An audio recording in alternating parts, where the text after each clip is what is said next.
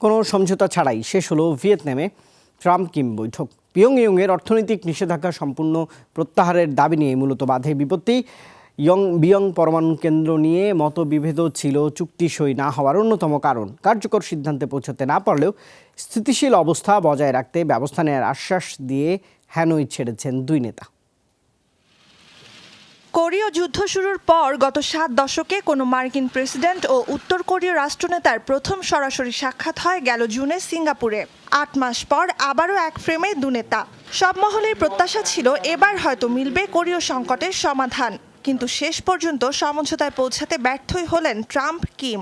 বৃহস্পতিবার মার্কিন president Donald Trump জানান, সব ধরনের নিষেধাজ্ঞার পূর্ণ প্রত্যাহার চেয়েছিল পিয়ংইয়ং, যা এখনই মানা সম্ভব নয়। চুক্তি না হওয়া আমাদের দায় নয়।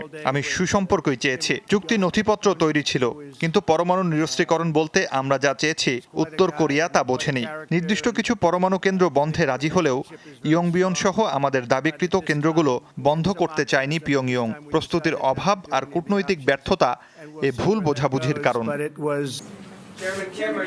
গণমাধ্যম বলছে, কোরীয় উপদ্বীপের পূর্ণাঙ্গ নিরস্ত্রীকরণ বলতে পুরো কোরীয় উপদ্বীপকে অস্ত্রমুক্ত, অর্থাৎ মার্কিন সেনা প্রত্যাহার চেয়েছেন কিম, যেখানে ট্রাম্প চেয়েছেন শুধু উত্তর কোরিয়ার পরমাণু অস্ত্র কর্মসূচিতে ইতি টানতে। বৈঠক শেষে হোটেল ম্যারিয়টে 40 মিনিটের সংবাদ সম্মেলনে ট্রাম্প জানান, পরবর্তী বৈঠক নিয়ে কোনো পরিকল্পনা না থাকলেও এখনই আশাহত নন তিনি। গঠনমূলক আলোচনা হয়েছে কিমের সাথে, এখনো আমরা বন্ধু।